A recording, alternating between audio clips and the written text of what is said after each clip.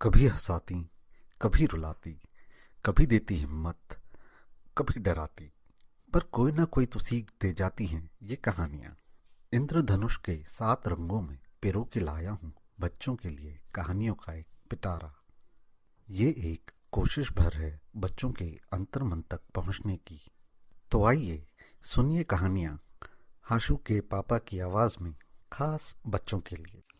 आज हम प्रिंसेस हाशुली के बारे में बात करेंगे और उसके बचपन की कुछ एक कहानियों की चर्चा करेंगे। हाशुली, जैसा आपको पता है, वो इन सारी राजकुमारियों में सबसे ज़्यादा चतुर और चालाक थी।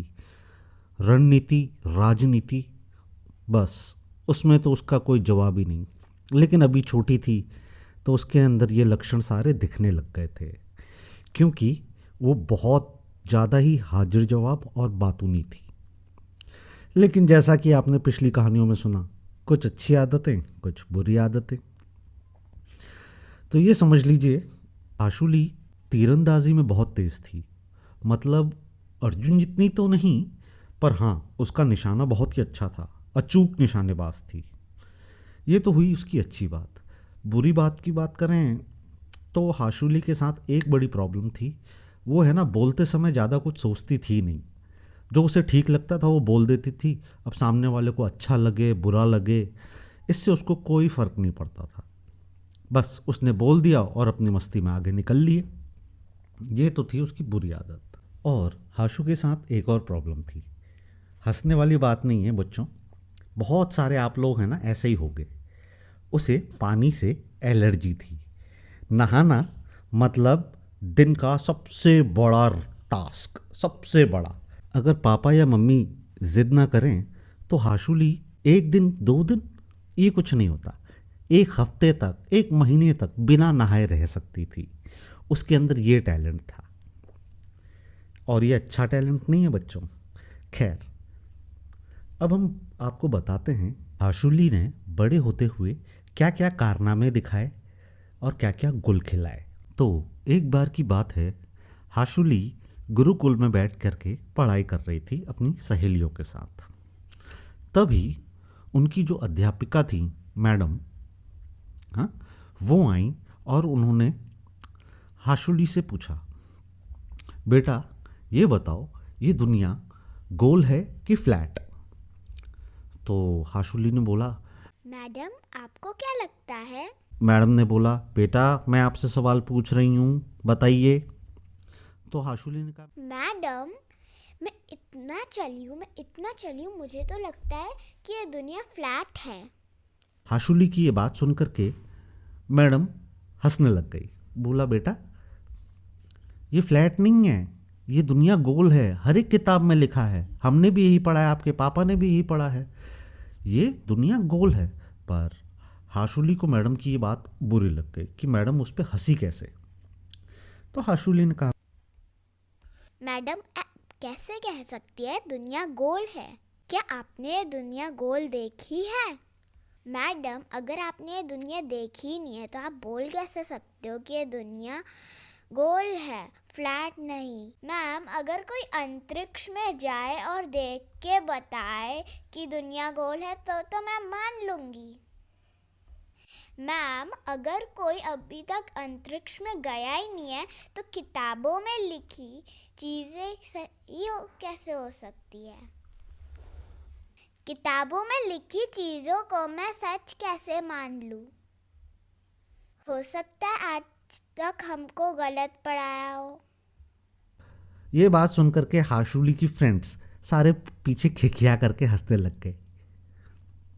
मैडम भी अचंभे में कि ये लड़की बात तो सही कह रही है, आज तक तो किसी ने नहीं देखा। तो मैडम ने कहा, चलो कोई नहीं। मैडम अभी मुड़ने को ही थी। मैडम मैं आपसे एक सवाल पूछूं? मैडम ने कहा, हाँ पूछो। मैडम ये बताइए, पहले अंडा आया या मुर्गी? अब मैडम सोच में पड़ गई कि भाई ये क्या पूछ लिया, ऐसा होता है क्या यार? अगर मुर्गी तो अंडे से आती है और अंडा तो मुर्गी ही देती है, तो कौन पहले आया? और मैडम परेशान होकर अपना सर खुजाने लग गई। सारे बच्चे क्लास में खिखियाने लग गए, हाशुली ने तो क्या सवाल पूछा है। क्या नहले पे दहला मारा है। मैडम को तो बिल्कुल दिमाग से अपने हरा दिया इसने। ये तो बहुत ही तेज लड़की है। हाशुली भी ये बात सुनकर के मनी मन मुस्कुराने लगी कि आज तो मैंने मैडम को अपने दिमाग से हरा ही दिया। ऐसे ही करते करते हाशु बड़े होने लग गई। एक दिन वो अपनी सहेलियों के साथ, जो कि थी आराध्या, सहज, अनाया, समृद्धि एंड 3-4 और, उनके साथ ऐसे ही पास वाले जंगल में घूमने गई। वो भी अपना धनुष और बाण लेकर के। वहाँ वो घूम रही थी, तभी उसने देखा एक साधु महाराज पेड़ के नीचे बैठे हुए हैं और फलों को ताक रहे हैं। वो उठे और पत्थर उठा करके उन्होंने फलों पे मारा। शायद वो तोड़ के खाना चाहते थे, पर उनका निशाना ही नहीं लग रहा था। 1 बार, 2 बार, 3 बार काफ़ी कोशिश कर ली, पर साधु महाराज का निशाना नहीं लग रहा था। ये सोच करके हाशुली, जो दयालु भी थी, उसके मन में विचार आया, क्यों ना मैं महाराज की मदद कर देती हूँ। और उसने अपना बाण निकाला, तीर में लगाया और प्रत्यंचा चढ़ा करके निशाने पे छोड़ दिया। एक बाण से उन हाशुली ने 3 फ्रूट्स तोड़ दिए। फ्रूट्स टूटे नीचे, हाशुली गई, इकट्ठे किए और साधु महाराज को दे दी। साधु महाराज लड़की की इस भावना को देख करके बहुत खुश हुए। उसने कहा, बेटा आप अपना नाम बताइए। तो हाशुली ने अपना नाम बताया और तो महाराज ने हाशुली को ढेर सारा आशीर्वाद दिया कि बेटा आपको मैं आशीर्वाद देता हूँ कि आप जो भी काम करो इंसान की भलाई के लिए करो और आप एक दिन अपना नाम रोशन करोगे। पर हाशुली वो फिर बतियाने लग गई। महाराज आप मेरे को ये बताइए, आपने मुझे दिया क्या है? तो साधु महाराज ने बोला, बेटा मैंने तो आपको आशीर्वाद दिया। ये आशीर्वाद क्या होता है महाराज? बेटा आशीर्वाद ब्लेसिंग्स होती हैं। हम आपने जैसे मेरी मदद करी तो मेरे मन में आपके लिए एक अच्छी फीलिंग आई, तो मैंने आपके लिए बेस्ट विशेस गॉड से प्रे करी और आपको दे दी। पर महाराज मुझे तो कुछ नहीं मिला। मेरे हाथ भी खाली है, मेरे जेब भी खाली है। ये कैसी अजीब सी चीज दे दी आपने? बेटा ये ब्लेसिंग्स होती हैं, फील करने वाली चीज होती हैं। आपको अच्छा फील हो रहा होगा। हाशुली ने बोला, नहीं महाराज मुझे तो कुछ नहीं लग रहा। अब महाराज समझ गए कि ये अब है ना मजे ले रही है लड़की, बहुत बातूनी और बहुत चतुर है ये। तो साधु महाराज ने कहा, 1 मिनट दो, मैं तुम्हें बताता हूँ फीलिंग्स कैसे आती हैं। एक बात से दूसरी, अगर कोई इंसान कोई बात बोलता है और सामने वाले को उस बात की फीलिंग कैसे लगती है वो मैं आपको दिखाता हूँ। तो हाशुली ने कहा, हाँ आप जरूर दिखाइए, मैं भी देखना चाहती हूँ। साधु महाराज पेड़ की ओट में गए और दूसरी तरफ से एक डाकू निकल के आ गया। डाकू ने तलवार निकाली और वो लड़कियों के ऊपर और हाशुली के ऊपर जंप लगा दी उसने और कहा, मैं तुम सबको मार डालूंगा। हाशुली की सारी फ्रेंड्स तो भाग गईं और हाशुली डर के मारे कांपने लग गई कि भाई अभी तो साधु महाराज थे और अब ये डाकू आ गया। वो बस रोने ही वाली थी कि अचानक से उस डाकू का वेश फिर बदल गया और वो वापस साधु बन गए। तो साधु बाबा ने बोला, क्यों बेटा समझ में आया? मैंने आपको एक फीलिंग दी कि मैं आपको मार डालूंगा, तो आपके अंदर फीलिंग कौन सी आई? डर की आई ना? तो हाशुली ने कहा, हाँ तो यही होता है, आपको थोड़ा देख समझ करके देखना चाहिए। आपने इतनी सारी चीज़ें बोली, आपने इतनी बड़ी सारी बातें बनाई, पर मैंने आपको इस एग्जाम्पल से समझा दिया। हाशुली समझ गई और उसके बाद वो अपने महल लौट गई। महल तो लौट गई। हाशुली की मम्मी ने देखा कि बाहर से आई है, हाँ लथपथ हो रखी है, काली कलूटी बन रखी है। तो मम्मी ने कहा, बेटा जाओ, आपके मैं फ्रेश कपड़े निकाल के रख देती हूँ, आप नहा के आ जाओ और उसके बाद खाना खाएंगे।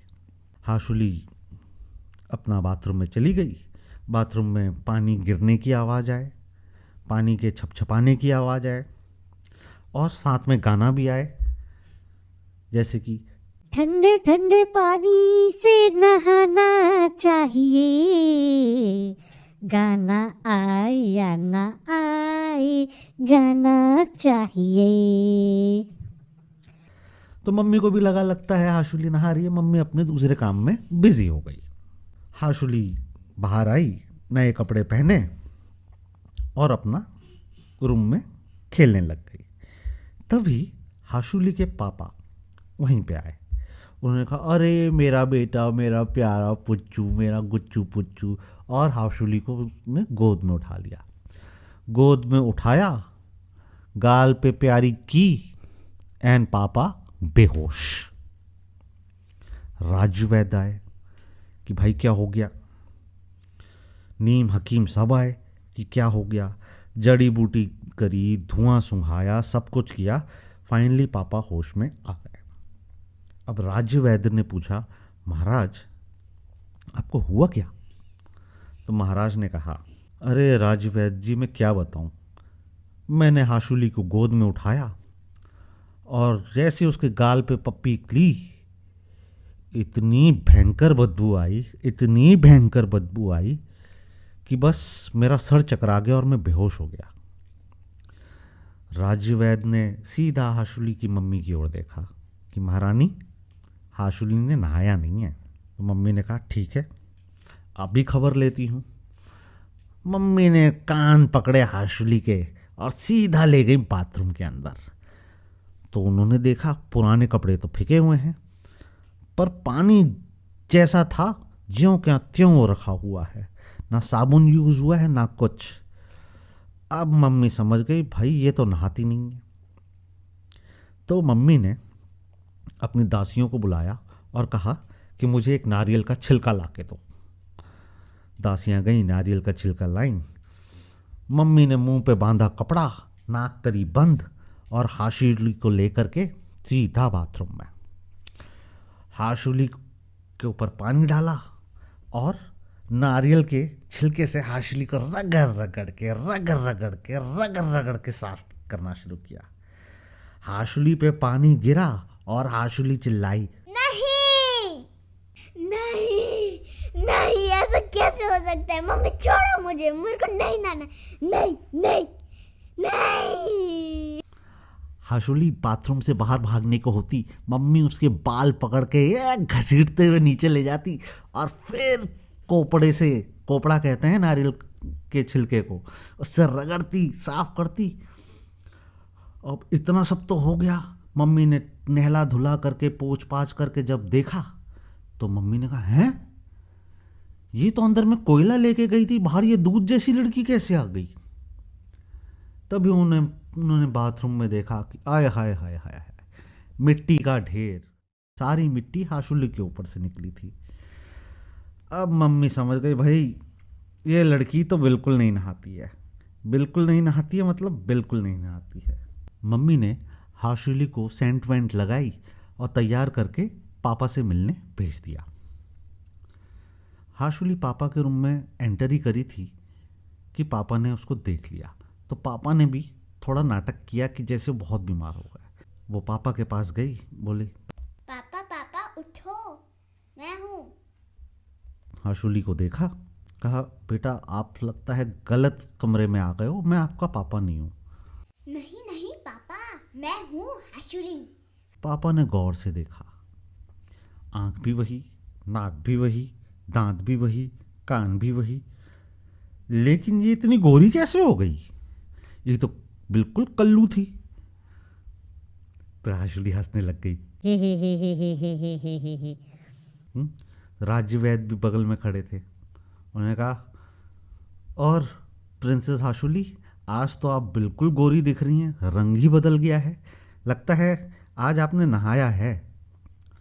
तो हाशुली वही बात करने की तेज, हाँ हाँ सब नहाते हैं, मैंने भी नहाया है। अच्छा आपने आज नहाया? लास्ट कब नहाया था आपने?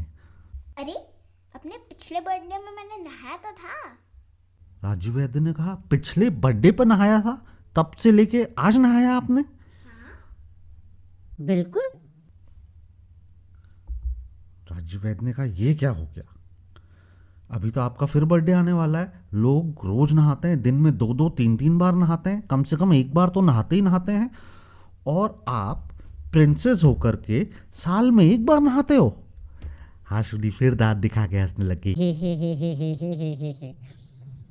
तो राजू वैद्य ने कहा, बेटा अगर आप नहाओगे नहीं, ऐसे ही गंदे बने रहोगे, तो देखो आज तो पापा बेहोश हुए, कल आपके फ्रेंड्स को भी प्रॉब्लम होगी, हाँ, और अपने लिए भी प्रॉब्लम होगी। आपको तो नहाना चाहिए, चाहे सर्दी हो या गर्मी, नहाना हमेशा चाहिए। चलो रोज़ नहीं नहा सकते, एटलीस्ट एक दिन छोड़ के तो एक नहा सकते हो, वो भी सिर्फ सर्दियों में। गर्मियों में तो पसीना आता है, और देखो इतनी गंदगी आपके ऊपर जम जाती है, उसमें कीटाणु आ जाते हैं, उससे बीमारियां होती हैं। आप खुद देख लो, आपको थोड़ी बहुत खुजली की भी प्रॉब्लम है कि नहीं? हाँ हाँ, कभी कभी खुजली होती है और पेट भी कभी कभी गड़बड़ हो ही जाता है। तो राज्य वैद्य ने कहा, देखा, अगर आप प्रॉपर अपनी साफ़ सफाई रखोगे, हाइजीन रखोगे, तो आपको इन सब से कोई प्रॉब्लम नहीं होगी, और दूसरे लोग भी आपके पास आने से डरेंगे नहीं। सिर्फ कपड़े बदलने से नहीं होता है, अपने अंदर से भी साफ़ सफाई करना बहुत ज़रूरी होता है। हाशु को ये बात समझ में आ गई, और सबसे अच्छी बात ये समझ में आई कि उसने इस सीख के लिए ज़्यादा बातें नहीं बनाई, क्योंकि साधु महाराज से मिलने के बाद उसे समझ में आ गया था। तो चलिए, इसके साथ हम आज हाशुली की कहानी समाप्त करते हैं, और अगले भाग में आपको फनी सी, प्यारी सी, गुदगुदाती सी तोहिया से मिलाएंगे। ठीक है, चलिए, गुड नाइट बच्चों।